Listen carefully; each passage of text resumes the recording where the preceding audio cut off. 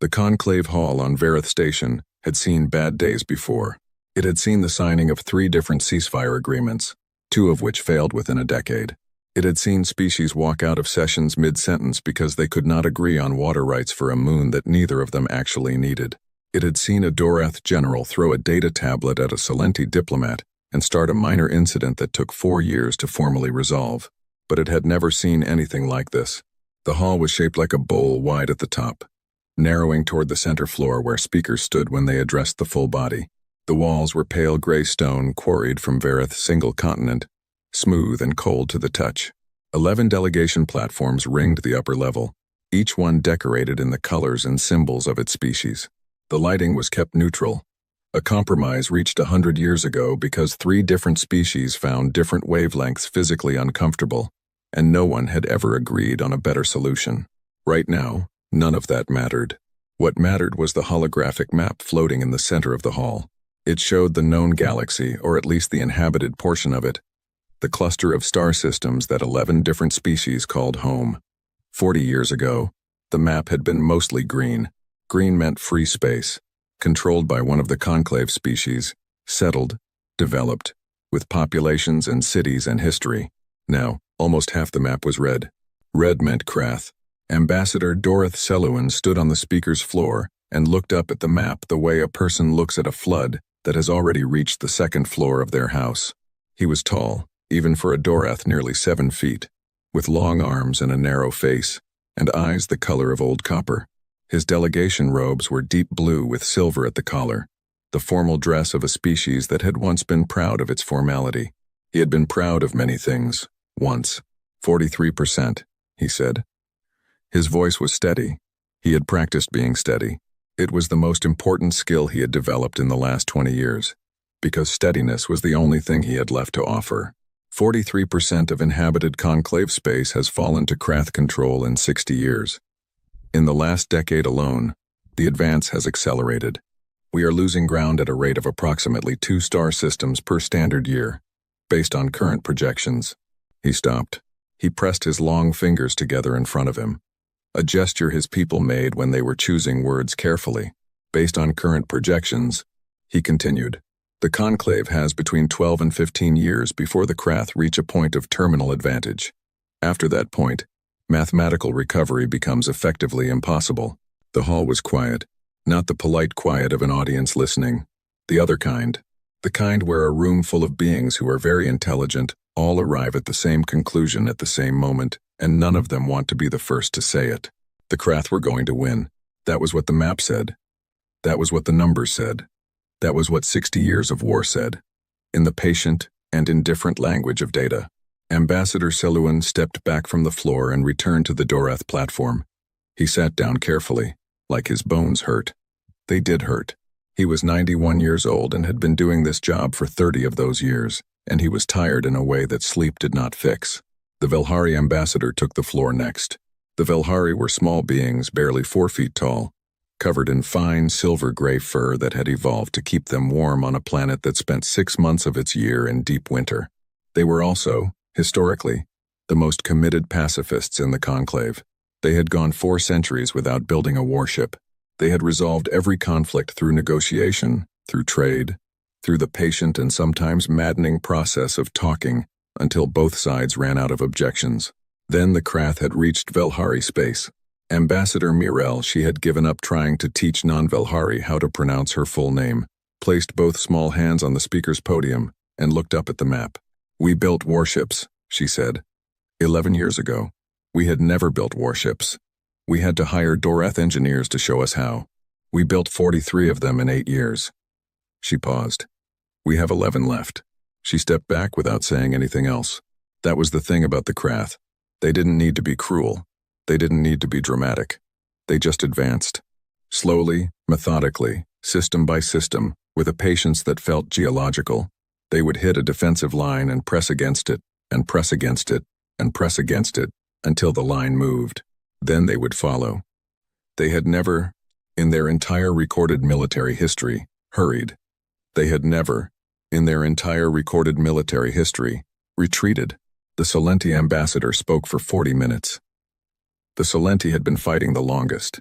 Their border systems were the first to fall, 70 years ago, before anyone understood what was happening, before the conclave even had a proper word for the Krath. Ambassador Thren was a compact being with dark scales and a voice like gravel in a metal drum, and he stood on the floor and read casualty figures until 3 different translators had to be rotated because the job of converting that many deaths into other languages wore people down. He read the figures because the conclave needed to hear them. He read them without expression because he had been reading figures like these for 20 years, and at some point you either went numb or you stopped working. And stopping wasn't an option. When he finished, he looked around the hall. "We are asking all member species," he said, "to contribute maximum available military assets to a unified counteroffensive. We are asking for ships, personnel, resources, and commitment. We are asking because we have no other option. We are asking because the math says we must start pushing back now, or the math closes. And then there are no more sessions of this body, because there is no body left to have sessions." He returned to the Solenti platform. The hall stayed quiet for a long moment. Then, one by one, the species made their pledges. The Dorath pledged 400 warships, which was nearly everything they had left after 6 decades of attrition. The Velhari pledged their 11 surviving ships and 17 support vessels, and a formal apology that they could not offer more. The Resh pledged 212 ships. The Karath pledged fuel reserves and supply infrastructure. On and on it went, each delegation offering what they could, and the tally was updated on a secondary display beside the main map, and the numbers grew, and every being in the hall knew the numbers were not going to be enough. The Krath had 4,000 ships on the line. The conclave could field perhaps 3,000, and that assumed perfect coordination, which it would not get, because it never did, because 11 species trying to run a combined military operation was like trying to conduct an orchestra where every musician had learned a different definition of the beat. The last platform to address the hall was the human one. Humanity had joined the conclave 60 years ago, shortly after the Krath first appeared. They were, by conclave standards, young, technologically capable, aggressive in their development, but young. They had not been the first species to encounter the Krath. They had not suffered the deepest losses. Their home system was far enough from the front that they had time the Dorath and Solenti had never had, and they had used that time to build. The human ambassador was a man named Theodos Wren. He was 61 years old, medium height, gray at the temples. He wore a plain dark suit with no decorations, which was unusual for a formal conclave session, and he had spent the entire session sitting quietly on the human platform, with his hands folded in his lap and his eyes on the map, not the casualty figures. The map. He had been looking at the map for the entire session with the focused expression of a person doing arithmetic in their head. He walked to the floor. He stood at the podium. He looked around the hall at 11 delegations, each of them tired, each of them carrying the weight of what they had just spent 4 hours saying out loud. "The Human Confederacy," he said, "will be contributing 1 vessel to the unified counteroffensive." The silence that followed was a different kind of silence than the one that had filled the hall when Selouin talked about the math. That silence had been the silence of shared grief. This silence was something else. Ambassador Mirel, the Velhari, leaned forward on her platform. Her fur had flattened slightly against her face, which was what happened when Velhari were confused and trying not to show it. "1 vessel," she said. "1 vessel," Wren confirmed. The Dorath ambassador's copper eyes had gone very still. "Ambassador Wren, I want to be certain I am understanding correctly. You are pledging 1 ship, a single ship, to a counteroffensive that requires 1 ship," Wren said again. His tone was the same. Not apologetic, not aggressive. The tone of a person who has said a thing and means it, and does not feel the need to adjust it based on the room's reaction. Ambassador Thren of the Solenti spoke from his platform. His gravel voice was carefully controlled. "The Solenti delegation would like to register its formal objection to this contribution as inadequate, and you can register whatever you need to," Wren said. "The ship is the CNS Bastard's bargain. It will be in your staging system within 6 standard days." He walked back to the human platform and sat down. For a long moment, no one spoke. Then several delegations spoke at once, and the hall became very loud. The session broke into informal groups within the hour. This was normal, formal proceedings often dissolved into corridor conversations where the real decisions got made. Delegates from 8 different species clustered in various combinations, trading reactions in low voices, running calculations, trying to work out what had just happened and what it meant. Ambassador Selwyn found Ambassador Wren standing alone near one of the hall's tall windows, looking out at the station's exterior, a sprawl of docked ships and structural gantries, and the cold stars beyond. "I need to understand," Selwyn said. He was not being diplomatic. He was too tired for diplomacy. "Is this a statement? Are you making a point? Because if humanity has decided to—" "We're sending the right ship," Wren said. "One ship cannot. I know what one ship can and cannot do in a straight fight." Wren glanced at him. "We're not planning a straight fight." Selwyn looked at him for a long time. "The Krath have held every line we've ever drawn. We have thrown our best at them for 60 years and the line has moved in one direction. One direction every year, without exception. That's because everyone fights the war the Krath designed," Wren said. He turned back to the window. "We're going to fight a different one." Selwyn wanted to ask more. He had 100 questions. But there was something in Wren's voice, not arrogance. Exactly. Something quieter than arrogance that made Selwyn stop. He had been doing this job for 30 years. He had learned, in that time, to recognize the difference between a person who was confident because they hadn't understood the problem yet, and a person who was confident because they understood it better than anyone else in the room. He wasn't sure which one Wren was. He wasn't sure he wanted to find out. Back at the human delegation's secure communication room, Wren composed a short message to the human admiralty. It said that the session had gone as expected, that the conclave had registered formal objections, and that the bastard's bargain should proceed on its current schedule. He received a response 4 hours later. It said, "Already moving. ETA to conclave staging. 5 days, 17 hours. Commander Marsh sends her regards. She also says to tell you, and I quote, 'Try not to make any promises I have to keep.'"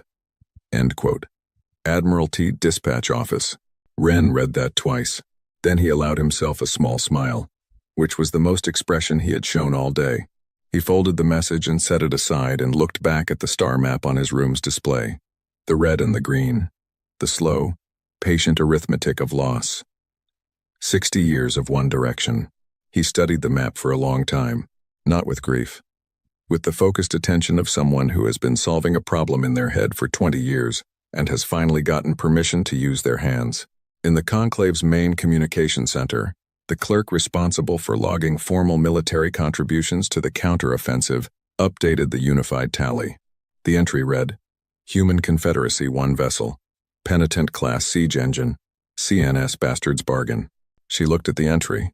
She looked at the rest of the tally, the hundreds of ships from 11 species, the accumulated military weight of the entire conclave. She looked back at the human entry. She had been a conclave clerk for 12 years and had developed a policy of not having personal opinions about the political decisions she logged. It kept things simpler. She held that policy for about 4 seconds. Then she pulled up the Bastard's Bargain's public military file. Because she was curious. Because she was human in the way that bureaucrats are sometimes human when they think no one is looking. The file had almost nothing in it. Hull designation, Penitent Class. Crew complement, 847. Commission date, dimensions. The silhouette image that looked like someone had taken a standard warship design and made it angrier and heavier and then refused to clean it up. And at the bottom, added by the human admiralty 7 years prior, one administrative note.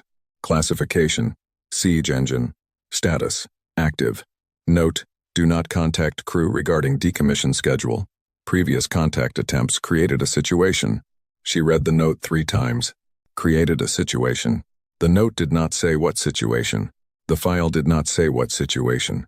There was no attached report, no incident record, no follow-up documentation, just those 4 words sitting at the bottom of a nearly empty file, doing more work than 4 words should reasonably be able to do. She closed the file.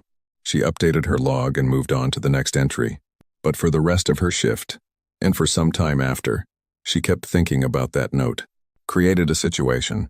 She had a feeling, the particular feeling of someone who has just looked at a door they cannot open and is not entirely sure they want to.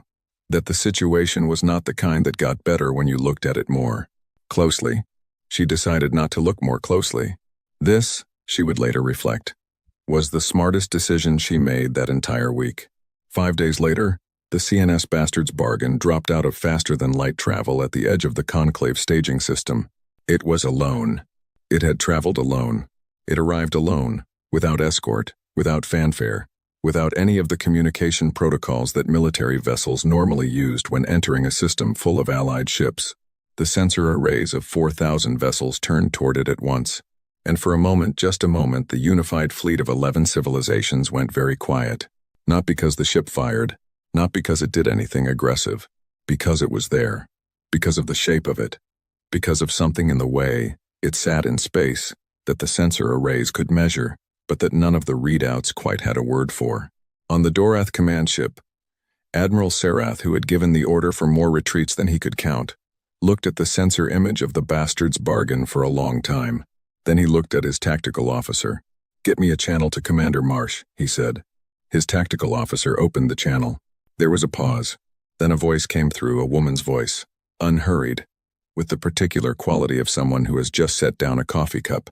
"Admiral Sarath," the voice said. "Good to finally be here.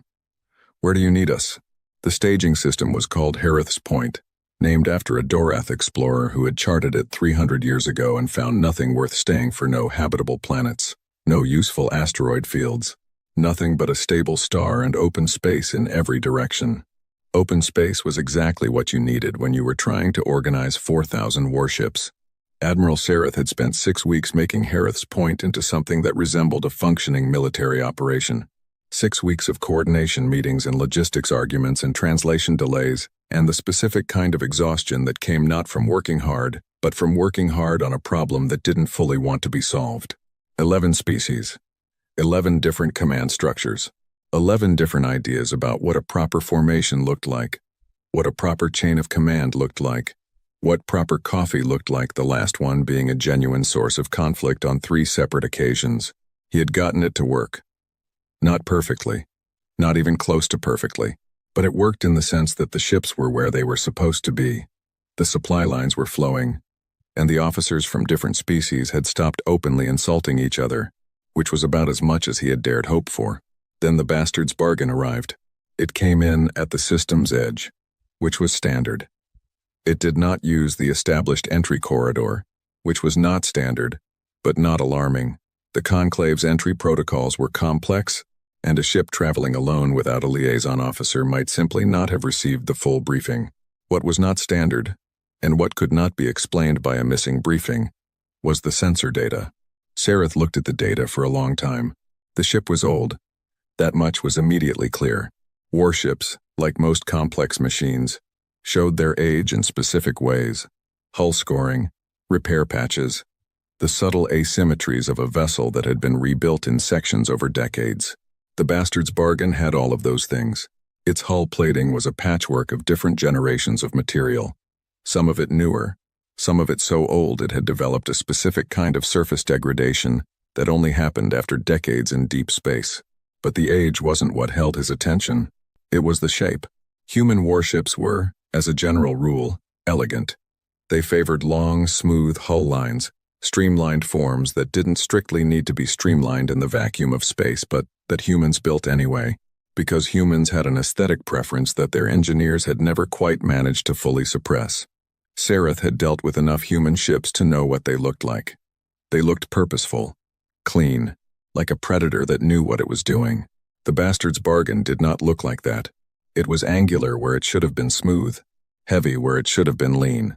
It had external structures that Sarath's analysts couldn't immediately identify, not weapon systems, not sensor arrays, not anything in the standard classification guides.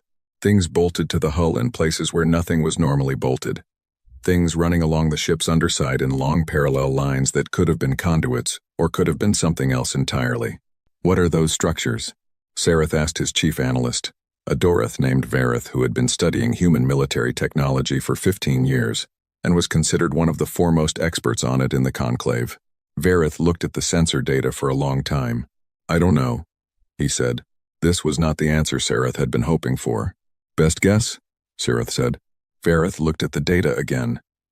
They look like they might be related to communications, or to something that uses similar frequency ranges as communications. But the configuration doesn't match anything in the human military database. Could they be new? No. Verith paused. Based on the hull integration patterns, those structures have been on that ship for at least 20 years. They are not new. They are older than most of our junior officers. Sareth considered this. Open a channel, he said. Commander Yeva Marsh was 54 years old. She had commanded the Bastard's Bargain for 19 years. Before that, she had served on the ship for 8 years under Commander Elek, who had served under Commander Thors before him. And the line went back like that, all the way to the ship's original commission, a chain of command that had been continuous and unbroken in a way that was unusual, even by the standards of career military service. The ship kept its crew. People came aboard the Bastard's Bargain as junior officers and, more often than not, they stayed. Not because they were required to, because the ship had a quality that was difficult to name precisely something in the way it worked. Something in the way the 847 people aboard it functioned as a unit that made leaving feel like the wrong choice. Marsh had been offered command of 3 different ships before she accepted command of the Bastard's Bargain. 2 of them were newer. 1 of them was larger. She had turned all 3 down and waited, and when the command of the Bastard's Bargain opened up, she had taken it without hesitation. She was standing on the forward observation deck when Sareth's channel request came through. The forward observation deck was a small space at the ship's nose, mostly transparent shielding, a few seats, a railing that nobody used because nobody sat down up here. They all just stood and looked out. It was Marsh's preferred place to be when the ship arrived somewhere new. She liked to look at the space before it became familiar. She was looking at the Allied fleet. It was a remarkable sight. 4,000 ships of 11 different designs, arrayed in a formation that had clearly taken tremendous effort to arrange the different hull shapes, the different running light configurations, the quiet, constant motion of ships maintaining their positions. It was the largest military force she had ever seen assembled in one place. She thought about what it had cost to build it, what it had cost to keep it fed and fueled and supplied, the decades of war behind each of those ships, the species they represented, each of them carrying losses that didn't show in a sensor array. She thought about the Krath. She thought about what the Krath had never experienced. She picked up her channel. Admiral Sareth, she said. Good to finally be here. Where do you need us? The joint briefing was scheduled for the following morning. Sareth used the intervening time to gather every piece of information the conclave had on the Bastard's Bargain, which took about 40 minutes, because there wasn't much of it. He pulled the Admiralty file, which told him almost nothing. He pulled the Public Military Registry, which told him almost nothing.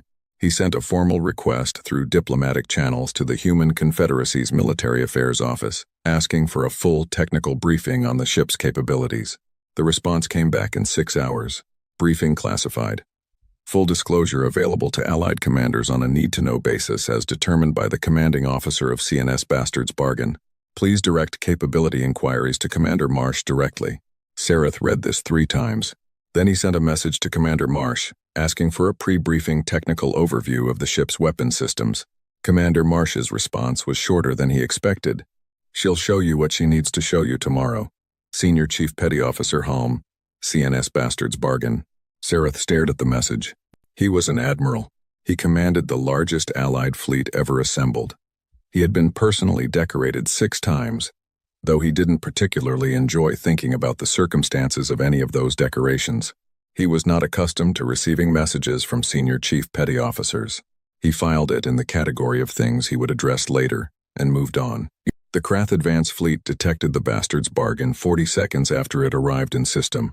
This was known because the Conclave had spent considerable resources building signal intercept capability along the Krath border, and those intercepts caught the automated response traffic that moved through Krath communication networks when their sensors tagged something new. The traffic that came back from the Krath detection systems was analyzed by the Conclave's intelligence teams within 2 hours. The analyst who wrote the summary was a Salenti woman named Pret who had been reading Krath communication intercepts for 11 years and had developed, over that time, a dry and heavily qualified writing style that expressed nothing more than the data directly supported.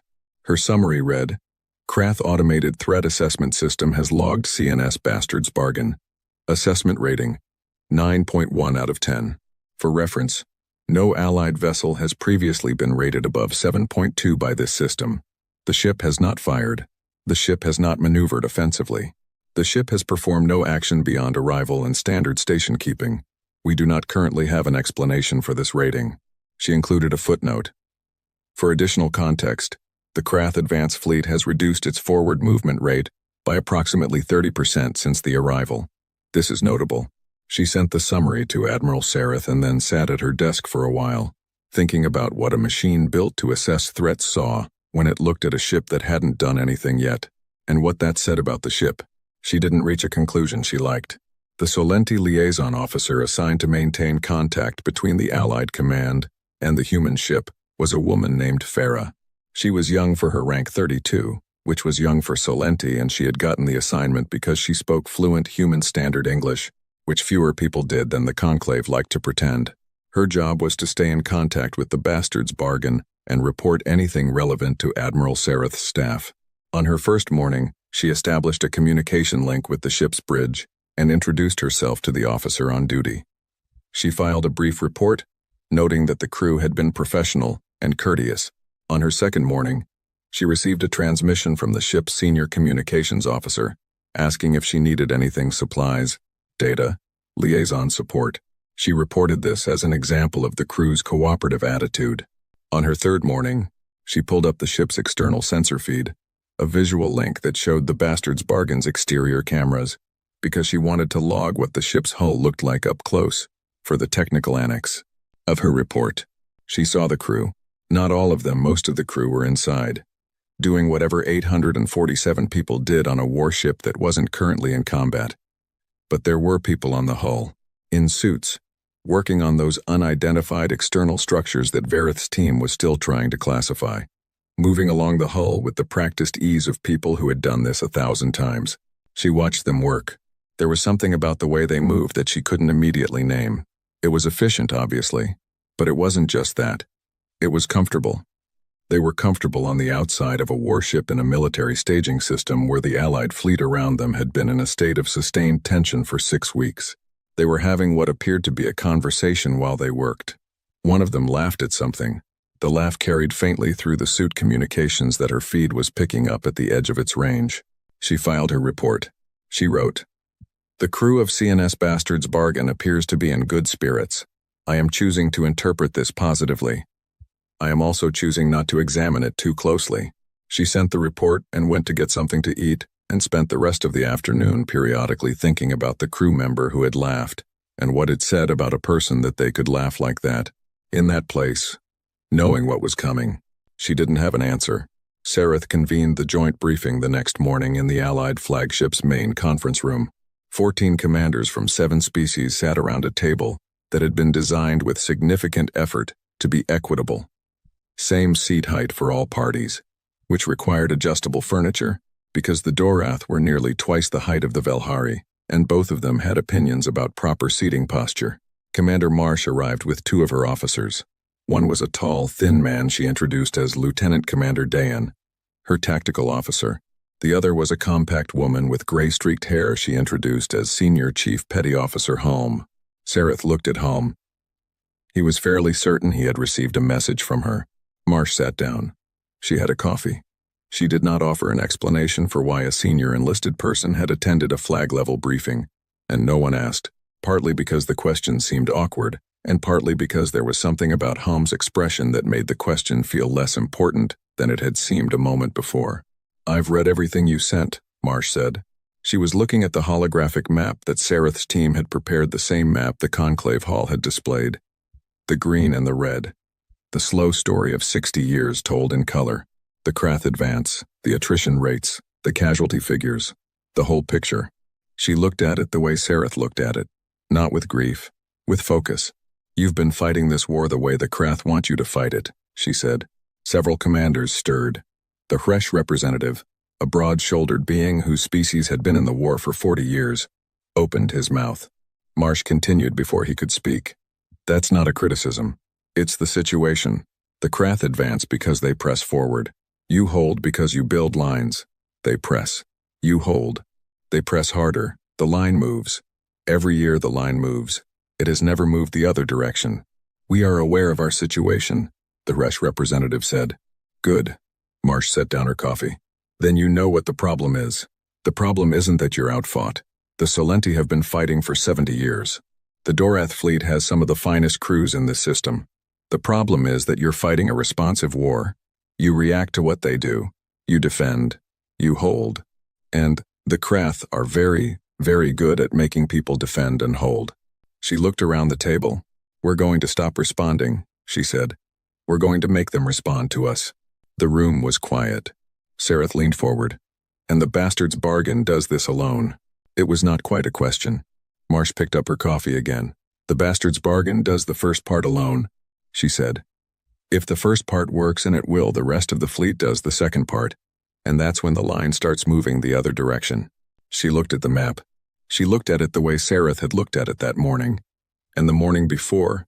And the morning before that. The way you look at a problem that has been unsolvable for so long, you have stopped expecting it to be solved. She looked at it differently than he did. He had looked at that map with the weight of everything it represented. Every loss.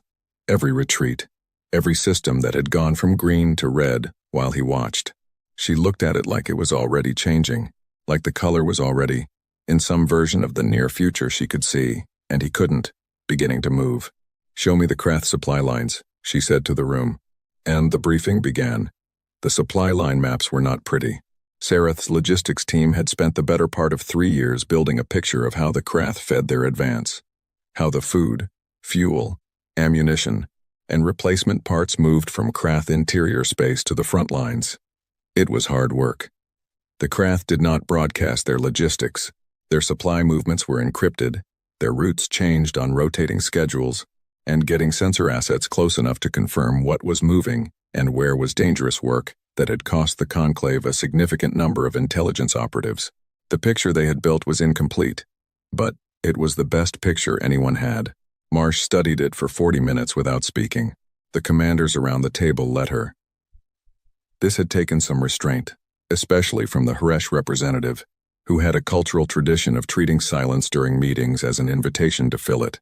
But there was something in the way Marsh looked at the map, the quality of her attention, the way her eyes moved across the data that made speaking feel like the wrong impulse, like interrupting someone in the middle of solving something delicate.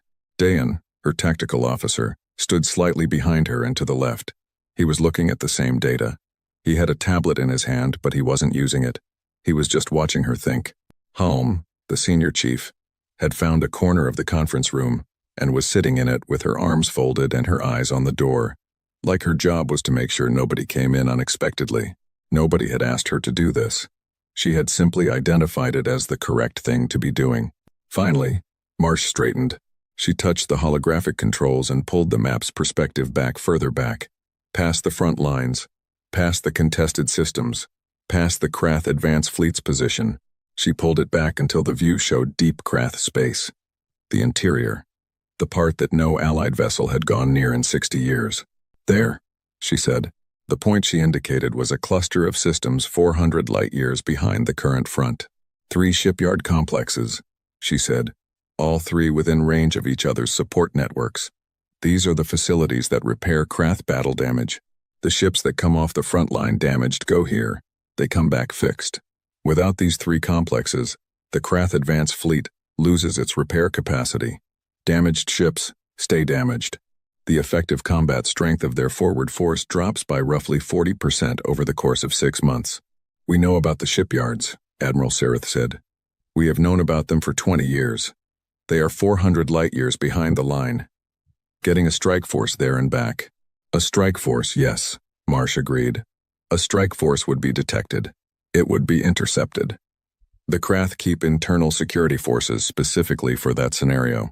They have practice running them, because every time the Conclave has tried to hit rear assets, it's been with a strike force, and the Krath have gotten good at stopping strike forces.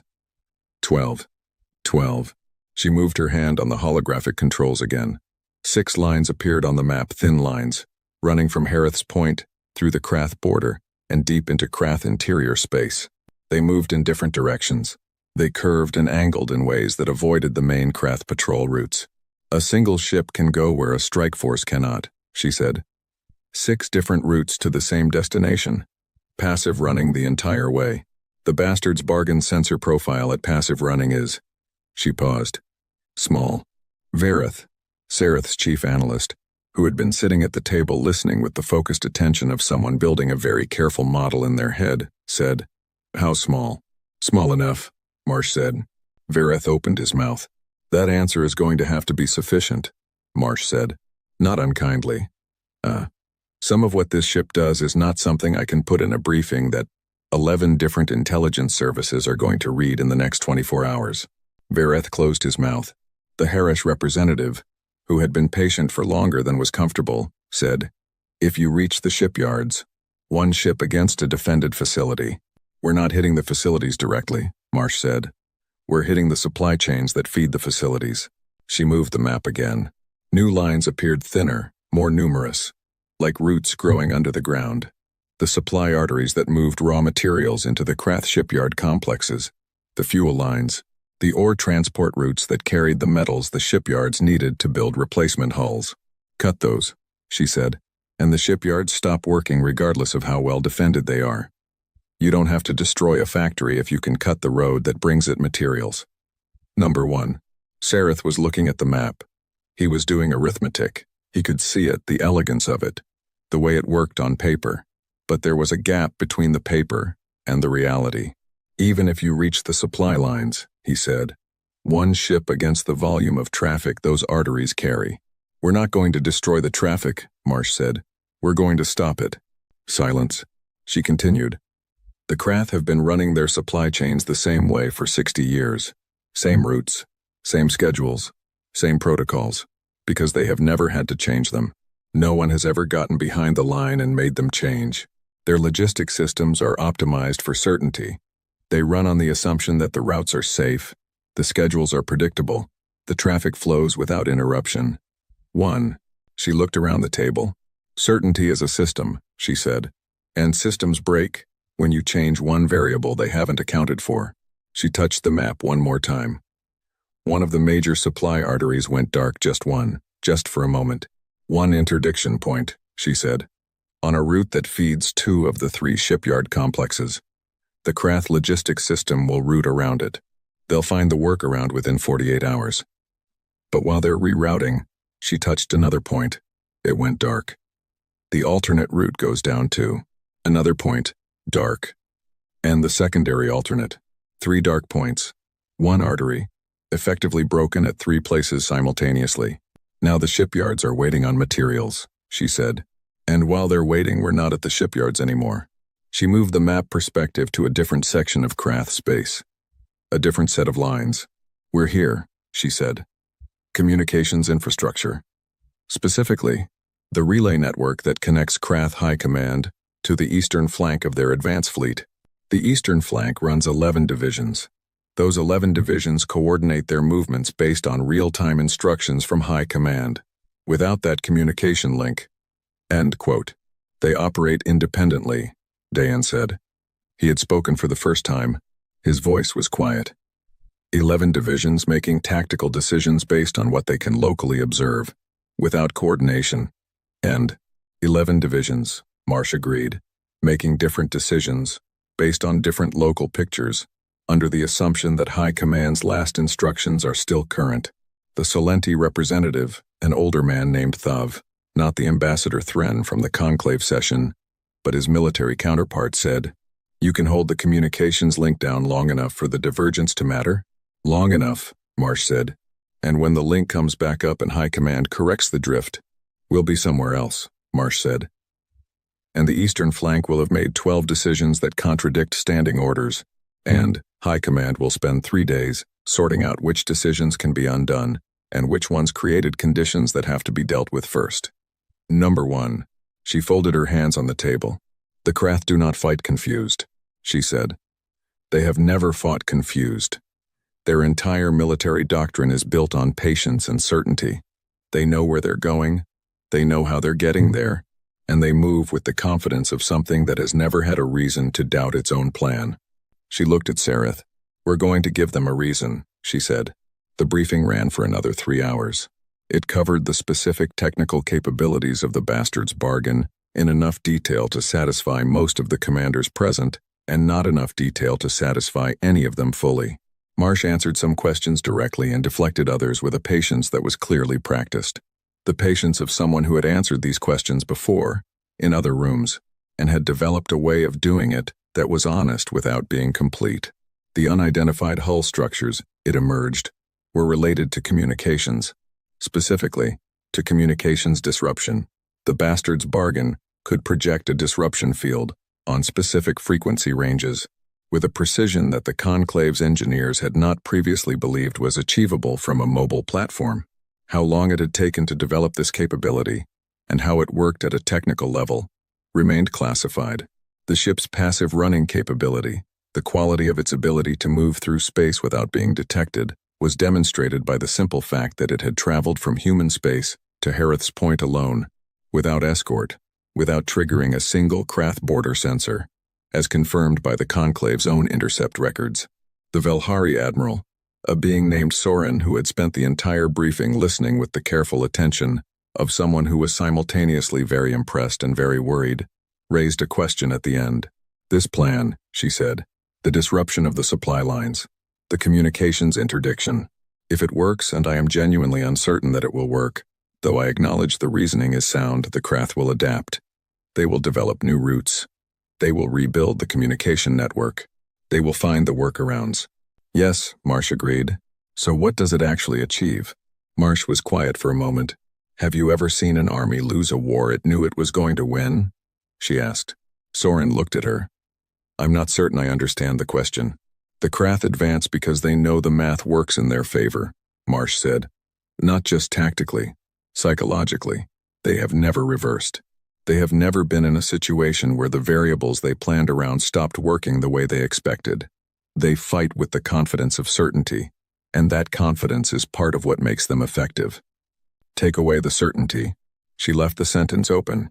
It sat there in the silence of the conference room. Soren finished it quietly.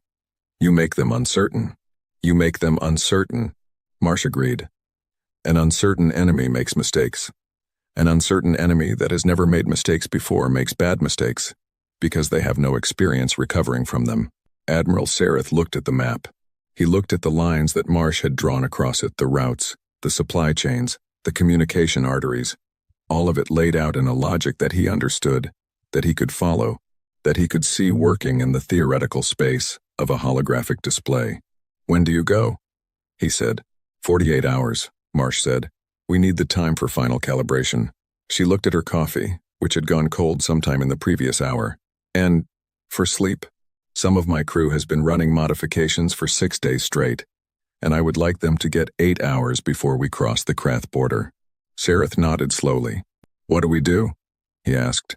The fleet, while you're operating. Hold position, Marsh said. Stay here. Maintain the formation. Maintain the presence. The Krath know you're here. Let them keep watching you. Every sensor they have pointed at this fleet is a sensor they're not pointing somewhere else. She stood. When we've done what we need to do, she said, you'll know.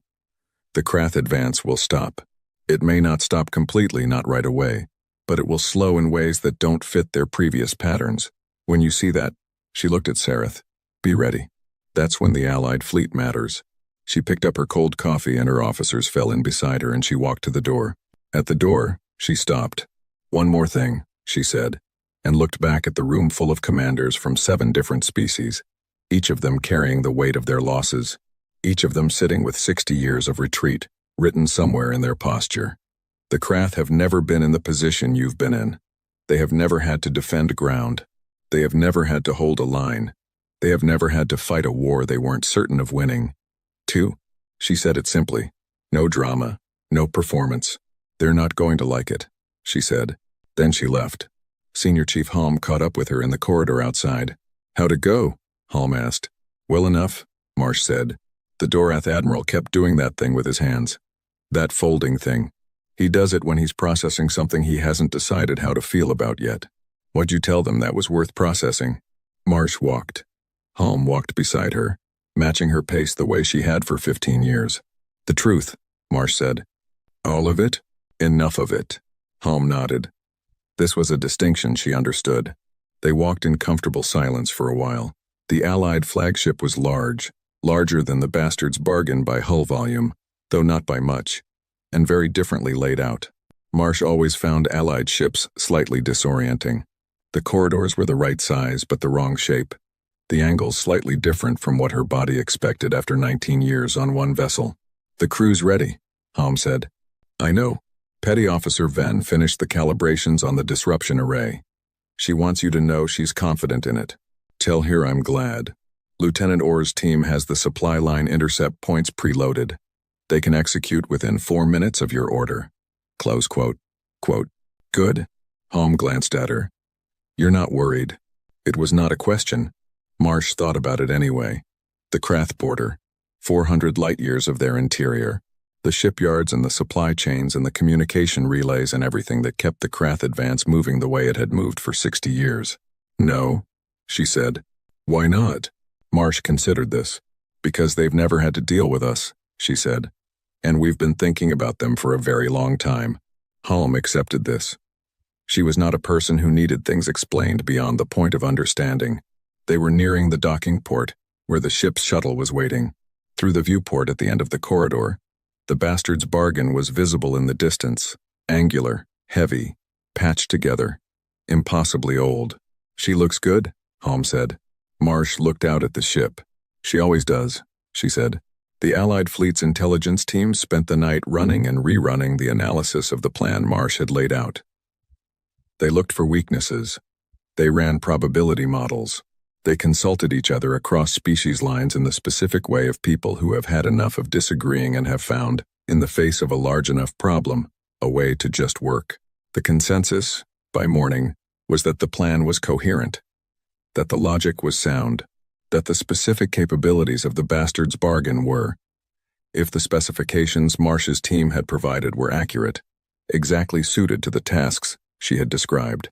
The consensus also noted, in careful language that tried to be diplomatic and only partially succeeded, that the plan required a level of trust in one human warship and one human commander that was, historically, unprecedented.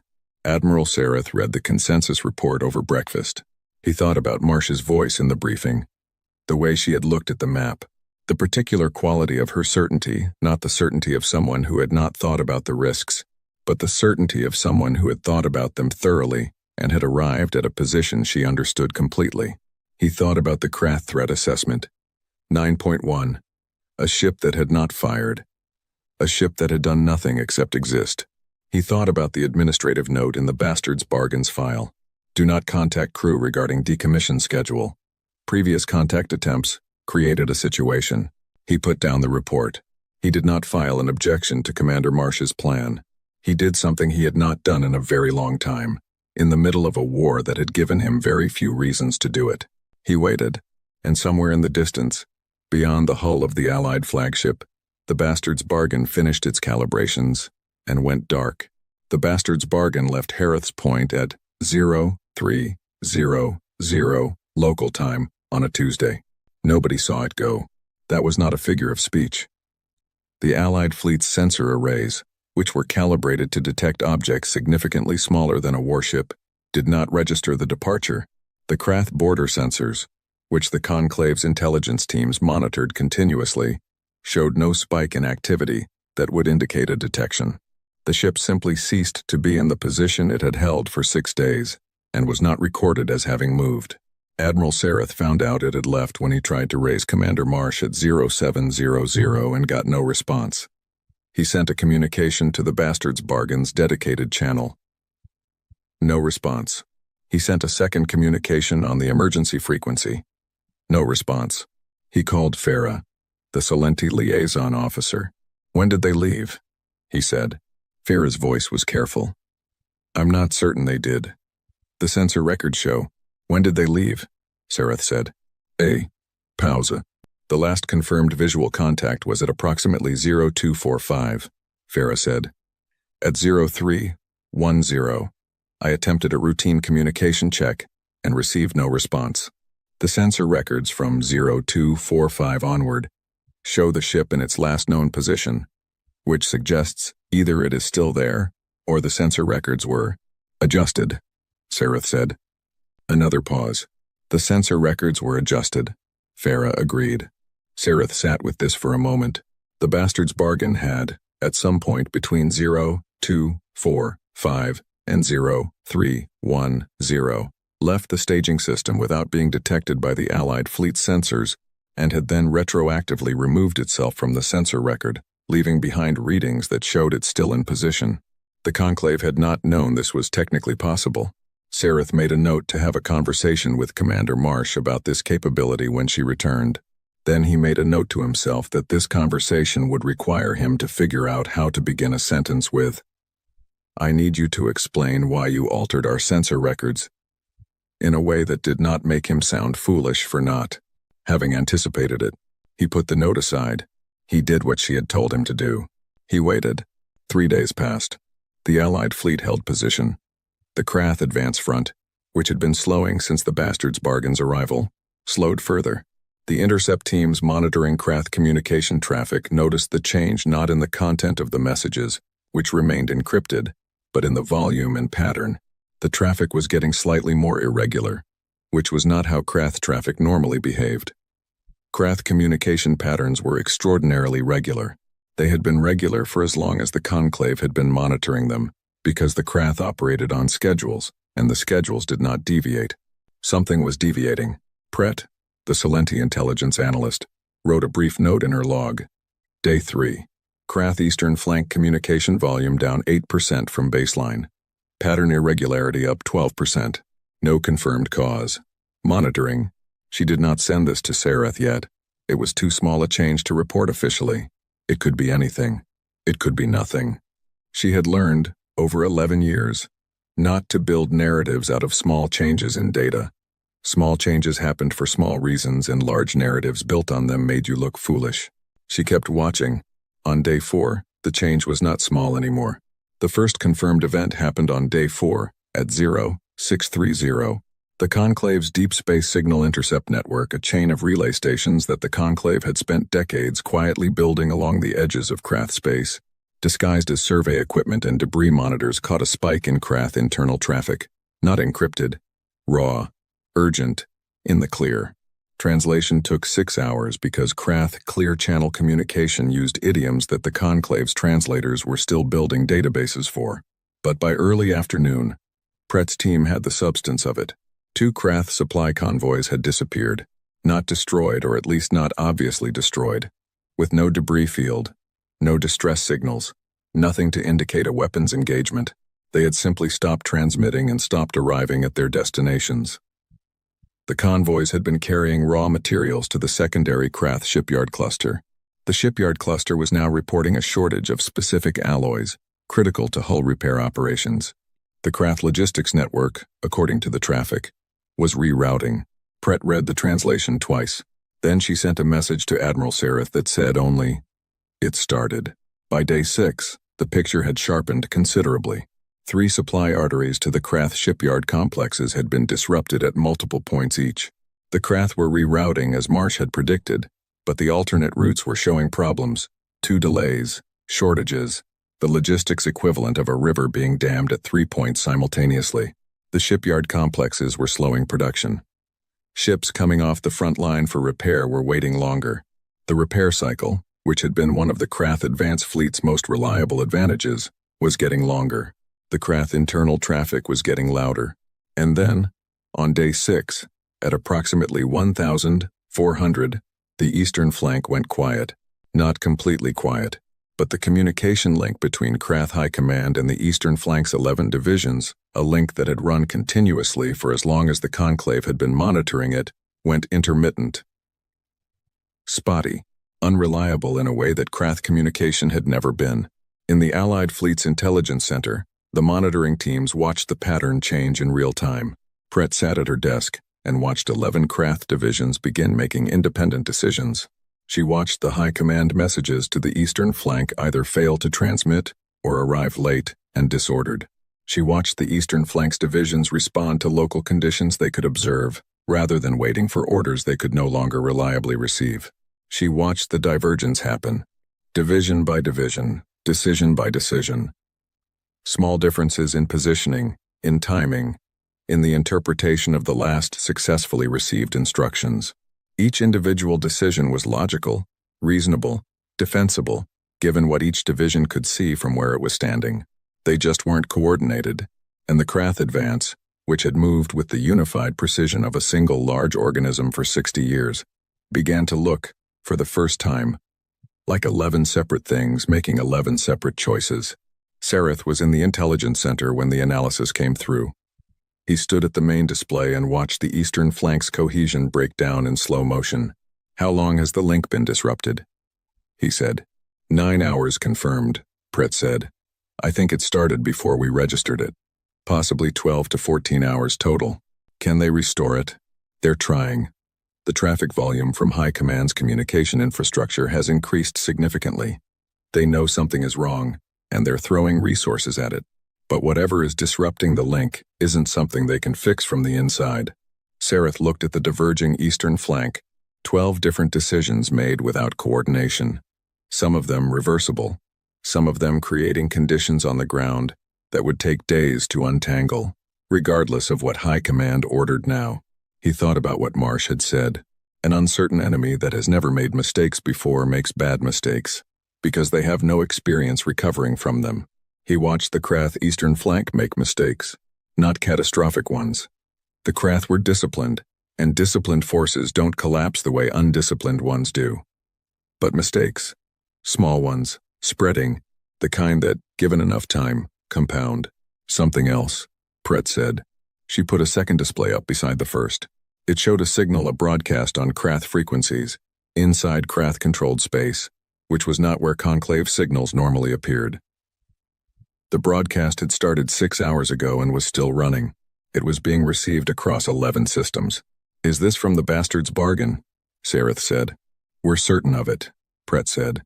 "The signal profile matches the communication disruption arrays our analysts identified on the hull.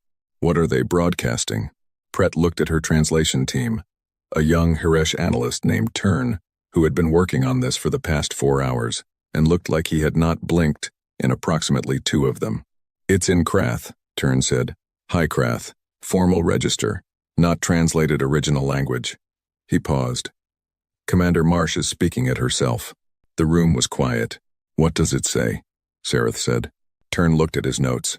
He had written the translation very carefully, because he wanted to be certain he was rendering it correctly. "She's telling them," he said slowly, "what she has done.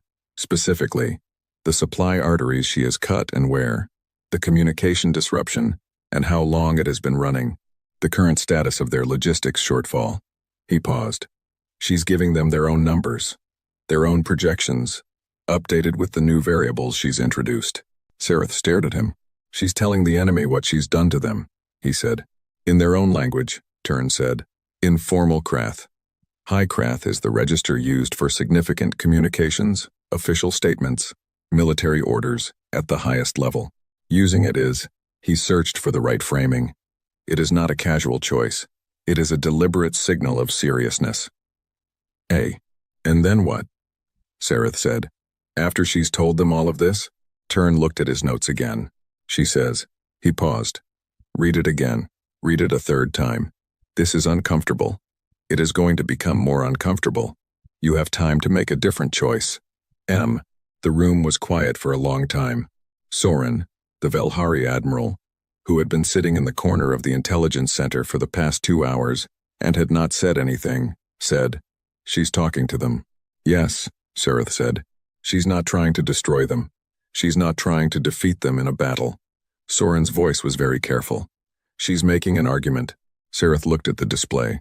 The supply lines broken at 3 points, the eastern flank drifting, the broadcast going out across 11 Krath systems in formal High Krath. "One ship." "Yes," he said. "What kind of people?" Soren said, quietly, not to anyone in particular, more to the question itself. "Plan, for 20 years, how to change the mind of an enemy.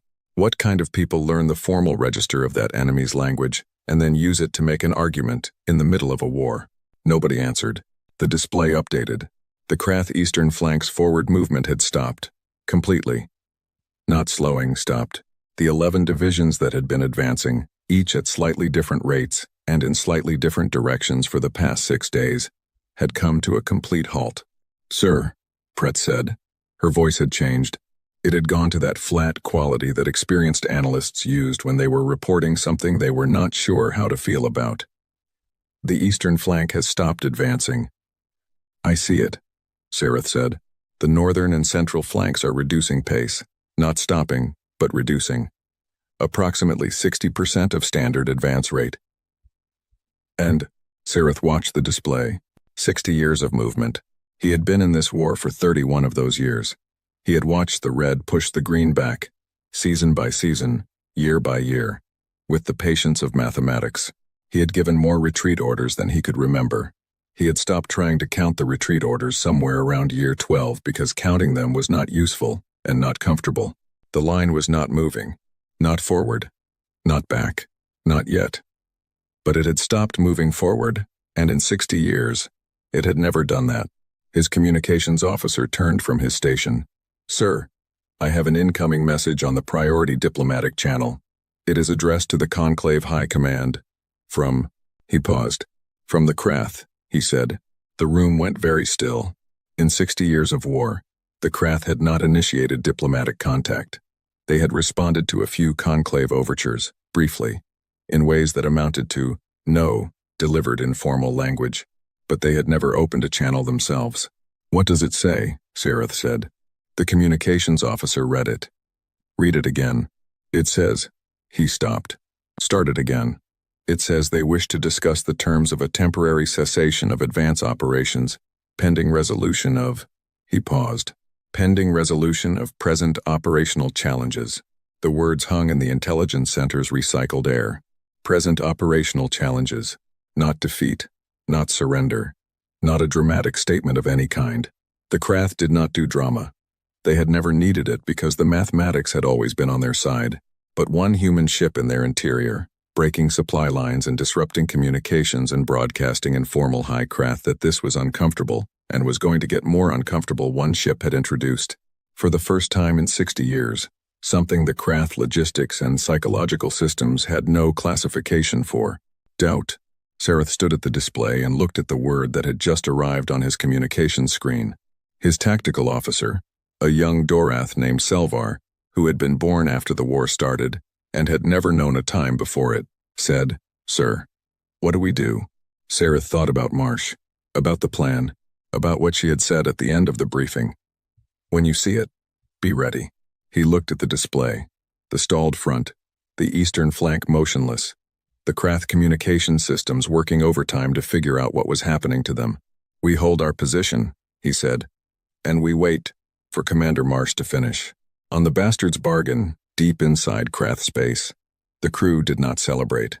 They were still working. There was no ceremony to interrupt, no moment of dramatic recognition. Petty Officer Venn monitored the disruption array's output and made small adjustments to maintain the communication interdiction. Lieutenant Orr's team tracked the supply chain disruption points and assessed where the next intervention would have the most leverage. The navigation team plotted the next leg of the route, calculating around the Krath security response that had begun to mobilize as the interior realized something was happening. Marsh stood at the tactical display and watched the data feed from the Krath networks. She watched the eastern flank stop. She watched the supply logistics slow. She watched, in the pattern of Krath communications, the particular texture of an organization that has encountered a problem it does not have a template for. She did not feel triumph. Triumph was not what this was. Triumph was for the end of things. This was the middle. "Second broadcast," she said. Dayan looked at her. "Ready." The second broadcast was shorter than the first. It ran on the same Krath frequencies, in the same high Krath register. It said, "We have not harmed your people. We have not destroyed your ships. We have made your machinery stop. We can make more of it stop, or we can stop doing this entirely. The choice, as with all choices, belongs to the one who makes it." She turned from the display. "Get me a course to the third supply artery," she said, "and tell the crew they have 2 hours of downtime starting now." She walked to her cabin, which was small and plain and had been her cabin for 19 years, and she sat down and looked at the wall for a while. The wall had a map on it, not a holographic one. Paper, actual printed paper, which was unusual enough on a warship that several of her crew had asked about it over the years. It was a map of Krath space as it had been 20 years ago, when she had pinned it there, with lines drawn on it in red marker in her own handwriting. The lines were routes, 6 of them, curved lines running through Krath interior space toward specific targets. She had drawn those lines 20 years ago. She looked at them now. They looked exactly like the routes she had presented to the Conclave admirals in the briefing 3 days ago. 20 years. She had drawn this map 20 years ago. She had been running these numbers for 20 years. She had been waiting for 20 years for the moment when someone would say the right combination of words to the right person, and the bastard's bargain would get the order it had been built, shaped, and calibrated to receive. She had not wasted the years. Neither had the ship. She looked at the map for a while longer. Then she got 2 hours of sleep, which was what she had told the crew they were getting, because she believed in leading by example. The Krath withdrawal started on day 11. It was not a rout. It was not a collapse. It was orderly, systematic, and precisely managed, in the way that everything the Krath did was orderly, systematic, and precisely managed.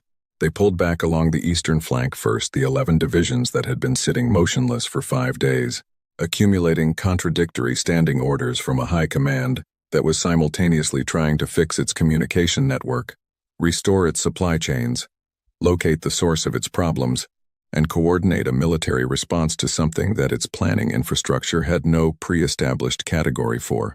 The withdrawal was conducted with dignity. Nobody could take that from them, but they withdrew.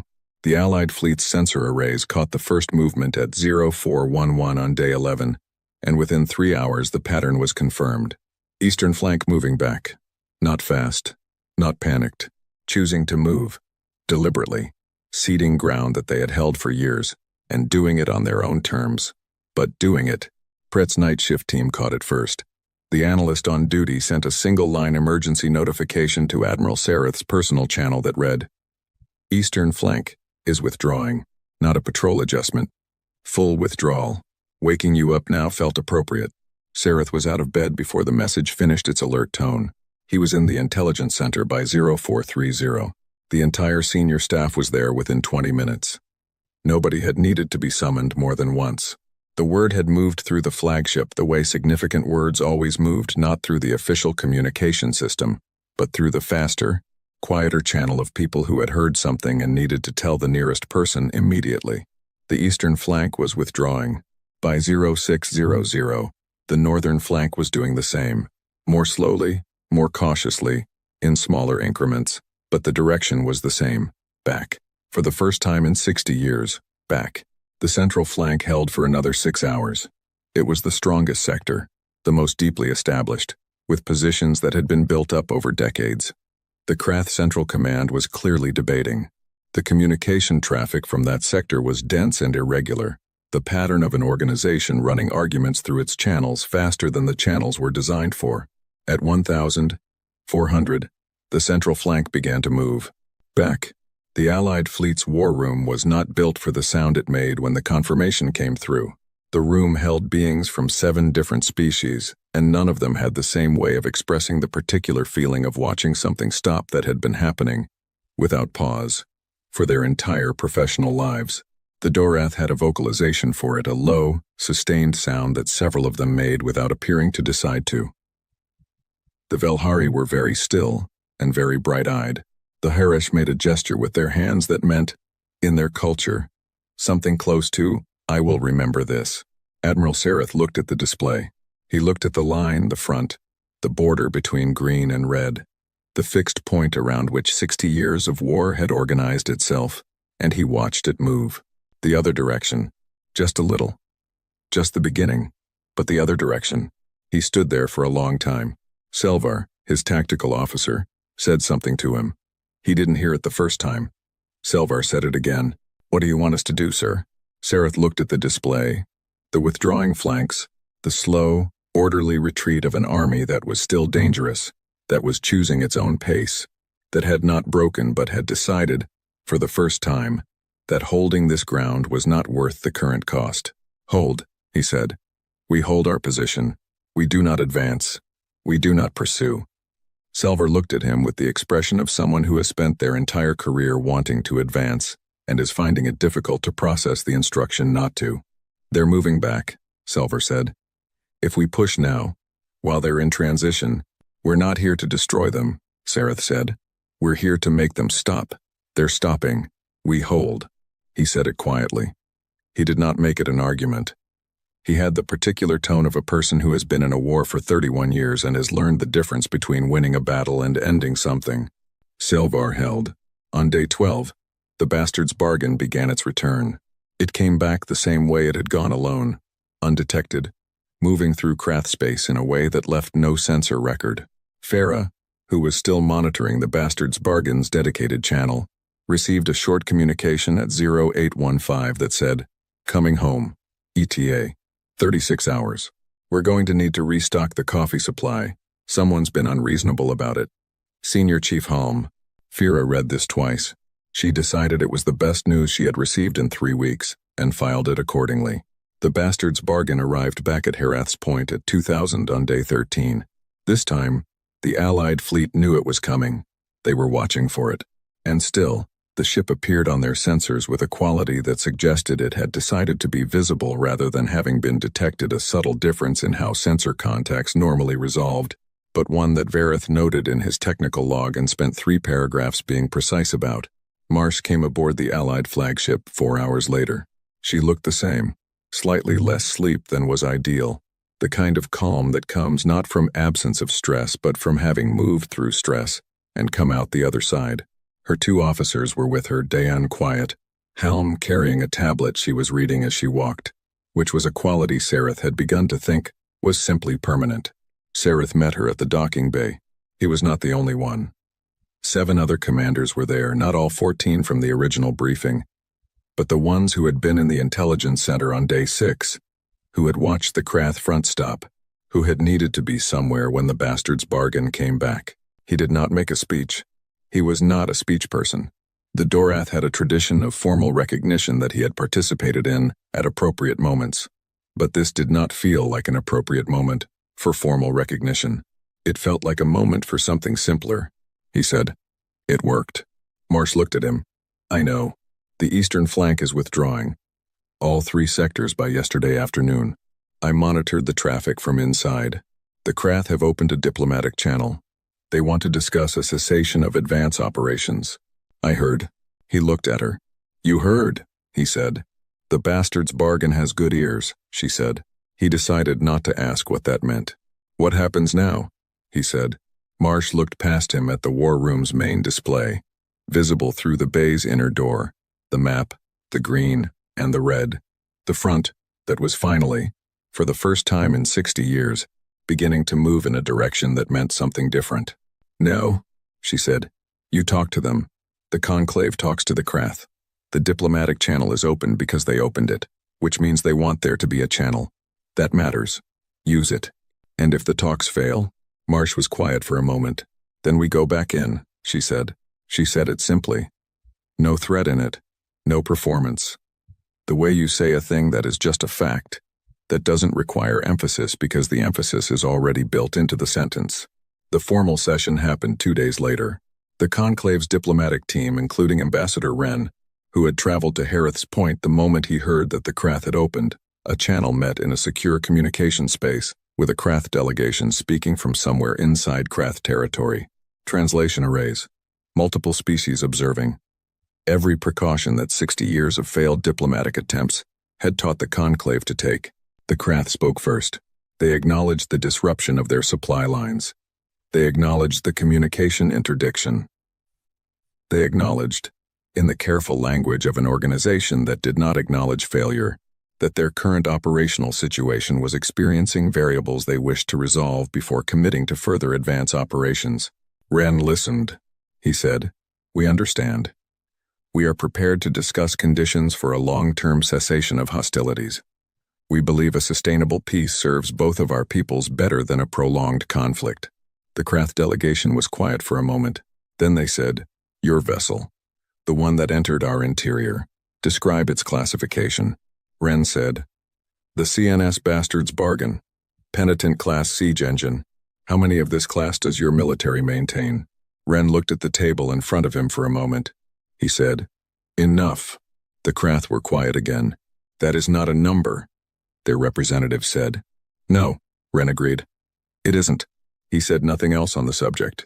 The Krath, after a pause that their translators later described as containing a quality they did not have a word for in any language they worked with, moved on to the substance of the ceasefire terms.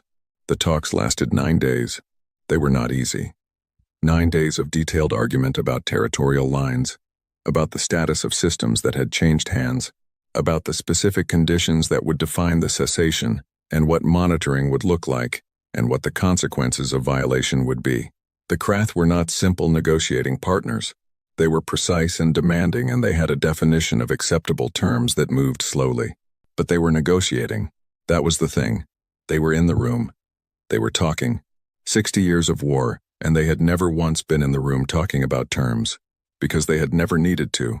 The math had always worked in their favor, and they had known it, and they had simply kept advancing. The math had changed. On the 9th day, the talks produced a preliminary agreement, not a final peace that would take years, but a cessation of advance operations, a commitment to continued negotiation, and a mutual withdrawal to lines that both parties agreed were defensible. The systems that had been taken in the last decade remained Krath. Everything from before that was returned to negotiation. The future was genuinely unclear, but the advance had stopped. Ambassador Ren signed the preliminary agreement at 1,600 on the 9th day. The Krath delegation signed it on their end through encrypted communication, because they did not come in person, and nobody expected them to. Ren sat alone in the communication room after everyone else had left. He looked at his signed copy of the agreement. He thought about the last 60 years, the slow red tide on the map, the Dorath systems that had gone dark, the Velhari admiral who had apologized for only having 11 ships, the casualty figures Thren had read for 40 minutes without expression because he had run out of expression years ago. He thought about what his counterpart in the human admiralty had said to him 12 years ago, when this plan was first discussed in its early form. We've been thinking about this problem for a long time. We've built the tools to address it, but there is a right moment for everything, and the right moment is when the rest of the galaxy has tried everything else first, and it has not worked. Then, they will be ready for a different argument. Then the thing we send will mean what we need it to mean. 12 years ago, Ren had thought, at the time, that this was extraordinarily patient. Now he thought it was the correct kind of patient. The Allied fleet's celebration lasted 3 days. Each species had its own way of marking the end of something bad. The Dorath had formal ceremonies that involved the spoken names of the dead. The Velhari had a quiet communal practice that outsiders were invited to observe, but not participate in. The Hresh played music at volumes that the other species requested be slightly reduced, and that the Hresh reduced by approximately half of what was requested, which was a compromise. The humans on the Allied fleet had a gathering in the largest common space on the flagship, which involved music of their own and food that they shared with anyone who wanted to try it, and a quality of noise that was, various observers noted, specifically human, expansive, and overlapping, and somehow both organized and chaotic at the same time. Commander Marsh attended for 2 hours. She ate something someone handed her. She talked with Sarath, who had found a quiet corner and was standing in it looking at the celebration, with the expression of a person who is glad it is happening and is also processing something too large to process quickly. She talked with Soren, the Velhari admiral, who thanked her formally and at length in a way that Marsh received with the particular grace of someone who is slightly uncomfortable with formal thanks, but understands that the other person needs to give it. She talked with Farah, the Solenti liaison officer, who asked her a question. "Did you know it would work?" Farah said. "Before you went." "Were you certain?" Marsh thought about this honestly. "I was certain the plan was sound," she said. "I was certain the ship could execute it. I was certain we had analyzed the Krath's vulnerabilities correctly." She paused. "Whether that adds up to certain, I don't know. There's always a variable you didn't account for." "But there wasn't," Farah said. This time, Marsh agreed. Farah looked at her. She was trying to work something out. Marsh could see it. The way you can see someone trying to find the right way to ask a thing they've been thinking about for a while. "The Conclave sent everything they had," Farah said. "Every ship, every crew, everything. And then humans sent one ship. She paused. Was that arrogance? Did you think the rest of us had failed because we were doing it wrong? Marsh shook her head. You didn't fail, she said. You fought a war the way a war looks when you're in it and you're trying to survive it. You defended. You held. You kept your people alive as long as you could. That's not failure. That's what you do when someone attacks you. Then what did you do differently? We had time, Marsh said. We weren't on the front. We weren't defending our home systems. We had time to think about the problem from the outside, to build something specific for it, to wait for the right moment to use it. She looked across the room. Distance is a resource. We used ours. Fira thought about this. And now, she said. What happens to the bastard's bargain now? Marsh looked at her. She goes home, she said. Get some work done on the hull plating on the port side. It's been needing attention for 8 months. There just hasn't been a good window. We restock. We recalibrate. We rest. And then, Marsh picked up a glass of something one of the human crew had handed her. She looked at it. Then we wait, she said. And hope the talking works. And if it doesn't, she looked at Farah. We've done this before, she said. We know how. 3 weeks later, the Doroth ambassador sent a formal inquiry to the Human Admiralty. It was the inquiry that 6 other conclave ambassadors had been wanting to send since the ceasefire and had been arguing amongst themselves about who should send it. Seluan had sent it in the end, partly because he was the senior conclave ambassador, and partly because he was the one who had been in the war the longest and felt he had earned the right to ask the question that everyone was afraid to ask. The inquiry was 3 pages of formal diplomatic language that could be summarized as, how many ships like the bastard's bargain does humanity have? The Human Admiralty's response took 48 hours. It came back in standard diplomatic format. Proper header, official seal, the correct response code for interconclave military inquiries. 1 line. Enough. Ambassador Seluan read the word. He read it again. He had expected a number. He had expected a number he might find alarming or reassuring or both. He had prepared himself for a number. Numbers he knew how to handle. Numbers could be evaluated, compared, assessed against other numbers, placed in context. Enough was not a number. Enough was an answer that contained a number and refused to give it to you. Enough was the kind of answer that a person gives when they have thought very carefully about what the question is really asking, beneath the question, and have decided to answer that instead. He sent the response to Soren. Soren forwarded it to Thav. Thav forwarded it to 6 other officers. Within 12 hours, every military commander in the conclave who had been at Harith's Point had seen the word. They sat with it. They sat with it the way you sit, with something that doesn't resolve, that stays open, that keeps doing its work even after you've put it down, that reaches back and finds you in quiet moments when you're thinking about other things. Sareth read it in his office on the flagship, which was still at Harith's Point pending final stand-down orders. He looked out the viewport at the space where the bastard's bargain had sat for 6 days before it left without his sensors knowing. He thought about the ship, about its hull, patched and heavy and old, about the crew of 847 people who had laughed at something on the hull while the rest of the galaxy tensed around them, about Commander Marsh's voice unhurried, the quality of someone who had been thinking about a problem for 20 years and had simply been waiting for the moment to work on it. He thought about the word enough. He thought about what it meant for a species to look at a war that had been running for 60 years and say, we've been thinking about this. We've been building for this. We've been waiting. He thought about the gap, the distance between what humanity had done and what humanity had not done. One ship. One. Not because that was all they had, because that was what the situation called for, because that was what enough meant. Soren's voice came through his communication line. She had been quiet since the ceasefire, processing things in the careful Velhari way. Have you read the Admiralty's response? She said. Yes, Sareth said. What do you make of it? He looked out the viewport. The cold stars. The space where the bastard's bargain had been, and then had not been, and then had been, again. I think, he said slowly, that humanity has been very patient with us. Soren was quiet for a moment. Meaning? Meaning they had this. They've had this for a long time. A plan, a ship, a capability. And they waited. They waited until we had tried everything we could try and it had not worked. And then they sent the thing they'd built, and it worked, and they sent it alone. He paused.